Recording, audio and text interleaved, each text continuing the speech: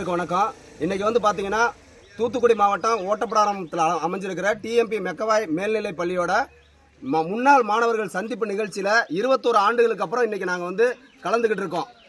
பார்த்தீங்கன்னா நாங்கள் வந்து 1996 2005 வரைக்கும் படித்த மாணவர்கள் கிட்டத்தட்ட 100க்கும் மேற்பட்ட மாணவர்கள் வந்து இந்த நிகழ்ச்சியில் இன்றைக்கி கலந்துருக்கோம். நாங்கள் ஏன் இந்த நிகழ்ச்சி இன்றைக்கு முன்னெடுக்கிறோம் அப்படின்னு சொல்லி பார்த்தீங்கன்னா, எங்களை மாதிரியே இதே மாதிரி பள்ளியில் வந்து பழைய நினைவுகளை பகிர்ந்துக்கிறதுக்காகவும் பள்ளிக்கு தேவையான நலத்திட்ட உதவிகளை தொடர்ச்சியாக மாணவர்கள் வந்து செய்து கொண்டு இருக்கணுன்றதுக்காகவும் இந்த நிகழ்ச்சியை நாங்கள் முன்னெடுத்துருக்கிறோம். இப்போ வந்து பார்த்தீங்கன்னா எங்கள் பள்ளிக்கு தேவையான அடிப்படை வசதிகளில் ஒன்றான கழிவறை சுமார் 2 லட்சம் ரூபா மதிப்பில் கட்டி கொடுத்துருக்கோம். அது மட்டும் இல்லாமல் ஏழை எளிய மாணவர்களுக்கு எங்களால் முடிஞ்ச நலத்திட்ட உதவிகளையும் செஞ்சுருக்கிறோம். அதே மாதிரி 21 வருடங்கள் கழித்து எங்களோட முன்னாள் மாணவர்களை சந்திச்சது, எங்கள் நண்பர்களை சந்திச்சு ஒன்றா இருந்து பழைய நினைவுகளை பகிர்ந்து கொண்டது எங்களுக்கு மிகப்பெரிய வரப்பிரசாதமாக அமைஞ்சிருக்கு. இதே மாதிரி எங்களுக்கு பின்னாடி படித்த மாணவர்களும் இதே மாதிரி முன்னாள் மாணவர்கள் சந்திப்புன்ற ஒரு நிகழ்வை முன்னெடுத்து இப்போ பள்ளிக்கூடத்தில் படிக்கக்கூடிய மாணவர்களுக்கு நல்ல கருத்துக்களையும் வாழ்க்கையில் கல்வியின் மூலமாக முன்னேற்றம் அடையக்கூடிய வழிமுறைகளையும் இந்நாள் மாணவர்களுக்கு போதிக்கணுன்றதை நாங்கள் தாழ்மையோடு கேட்டுக்கிறோம்.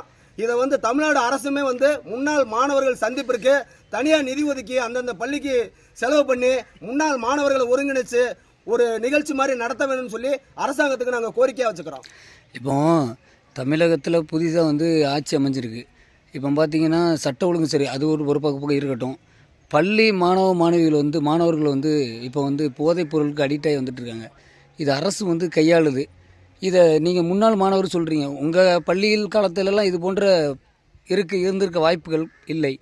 ஆனால் இதை எப்படி பார்க்குறீங்க? மாணவருக்கு என்ன மாதிரி அறிவுரை வழங்கணும்னு நினைக்கிறீங்க? கண்டிப்பாக போதைப் பொருளோட கலாச்சாரம் வந்து இன்னைக்கு நாளுக்கு நாள் மாணவர்கள் மத்தியில் வெகு விரைவாக பரவிக்கிட்டு இருக்கு. இதை புதுசாக பொறுப்பேற்றிருக்கிற தமிழக அரசு, காவல்துறை வந்து இரும்பு கரம் கொண்டு ஒடுக்கி சட்டம் ஒழுங்கு நிலைநாட்டி மாணவர்கள் மத்தியில் இருக்கிற போதைப் பொருளை முற்றும் முழுவதுமாக ஒழிக்கிறதுக்கு நடவடிக்கை எடுக்கணும்னு எங்கள் பள்ளியில் முன்னாள் மாணவர்கள் சார்பாக நாங்கள் தமிழக முதலமைச்சருக்கு கோரிக்கை வச்சுக்கிறோம்.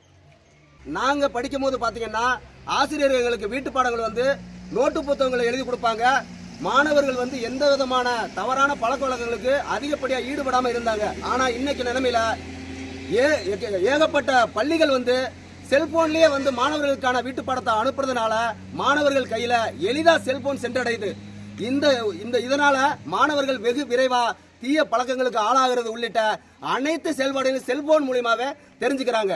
தமிழக அரசு கல்லூரி மற்றும் பள்ளி மாணவர்கள் மத்திய செல்போன் பயன்பாட்டை தடை செய்வதற்கு மிக முக்கிய கவனம் எடுத்து அதற்கான நடைமுறைகளை பயன்படுத்தி செல்போன் பயன்பாட்டை பள்ளி மற்றும் கல்லூரிகளில் குறைக்க வேண்டும் எனவும் நாங்கள் இந்த நேரத்தில் வலியுறுத்துகிறோம். நான் முன்னாள் மாணவி ஞான சிரோன்மணி. நான் இந்த பள்ளியில் படிக்கும் பொழுது எங்களுக்கு எந்த ஒரு ஆன்லைன் வசதியும் மொபைல் வசதியும் எதுவும் கிடையாது. நாங்கள் கொடுக்குற பாடங்களை லைன் பை லைனாக ஒவ்வொரு பாடத்தையும் நாங்கள் படித்து தான் எங்களோட அறிவை வளர்த்துக்கிட்டோம். ஆனால் இன்றைய கால குழந்தைகள் வந்து அவங்களுக்கு செல்ஃபோன் வேணும், மொபைல் வேணும், எனக்கு இன்டர்நெட் கனெக்ஷன் தாங்க, எனக்கு அதில் பார்த்து எழுதணும், இதில் பார்த்து எழுதணும், அவங்களோட சிந்திக்கிற திறமையை அவங்க எடுத்துட்டாங்க.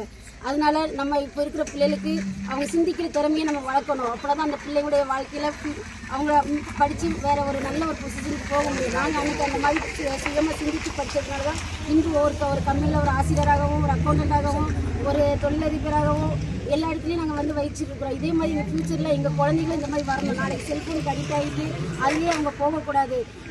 பிள்ளைங்க விளையாடுறதே மறந்துட்டாங்க. அவங்களுக்கு என்ன விளையாட்டுன்னே தெரியல.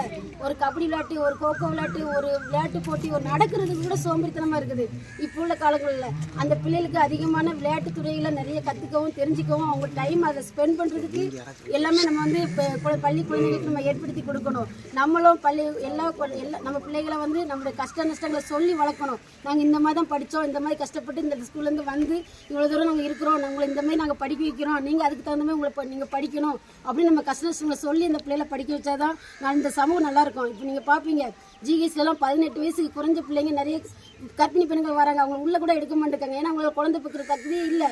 ஆனால் அந்த பிள்ளை கல்யாணம் முடிச்சு ஒரு 2 வருஷம் 3 வருஷமாக குழந்தை உண்டாயிட்டு வந்து நிற்குதுங்க. அந்த மாதிரி இளமையை திருமணத்தை தடை பண்ணணும். இப்போ இந்த செல்ஃபோன் வந்ததுனால பிள்ளைங்கள்ட்ட வந்து நம்ம எதுவுமே பேச முடியல. நீங்கள் இதை கேட்குறீங்க, நீங்கள் அதை செய்கிறீங்க, நம்மளை கொஸ்டின் கேட்குறாங்க.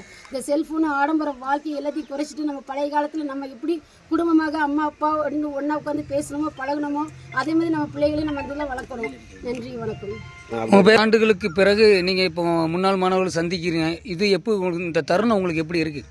எங்களுக்கு இந்த தருணம் ரொம்ப மகிழ்ச்சியாக இருக்குங்க. நாங்கள் இந்த தூத்துக்குடி மாவட்டம் ஓட்டப்படாத தாலுகாவில் இந்த மெக்கவாய் ஸ்கூலில் படிச்சிருக்கிறோம். இந்த ஸ்கூலில் பார்த்தீங்கன்னா ஹாஸ்டல் பாய்ஸ் அண்ட் கேர்ள்ஸ்னு தனியாக இருந்துச்சு. இங்கே இந்த சுற்றுவட்டார இருக்கிற எல்லா கிராம மக்களும் இங்கே படித்தாங்க. ராமநாடு வரைக்கும் உள்ள பிள்ளைங்களும் இங்கே படித்தாங்க. அவங்களுக்கு நல்ல ஒரு எஜுகேஷன் இந்த ஸ்கூல் கொடுத்தாங்க. இங்கே அப்போல்லாம் எங்களுக்கு வந்து கல்வியெல்லாம் ரொம்ப இலவசமாக கிடச்சிச்சு. எங்களுக்கு எந்த ஒரு செலவுகளும் கிடையாது. எங்கள் பேரண்ட்ஸும் எங்களை நிம்மதியாக இங்கே விட்டுட்டு போனாங்க. இது ஒரு நல்ல ஒரு எங்களுக்கு ஒரு குடும்பம் மாதிரி, எங்களுடைய தாய் வீடு மாதிரி இந்த இடம். இந்த 20 வருஷம் வந்திருக்கும் போது எனக்கு எங்கள் தாய் வீட்டுக்கு வந்த ஃபீலிங் தான் இருக்கிறத தவிர வேறு எதுவுமே கிடையாது. மன மகிழ்ச்சியும் சந்தோஷமாக எங்களுடைய 21 ஆண்டுகளை நாங்கள் சந்தோஷமாக கொண்டாடி கொண்டிருக்கிறோம். உங்கள் பேருமா? என்னோட பேர் ஞானசிரோன்மணி. பிளே ஸ்டோர் மற்றும் ஆப் ஸ்டோரில் இருந்து பாலிமர் செயலியை QR கோடு மூலம் பதிவிறக்கம் செய்யுங்கள். செய்திகளை உடனுக்குடன் பெறுங்கள்.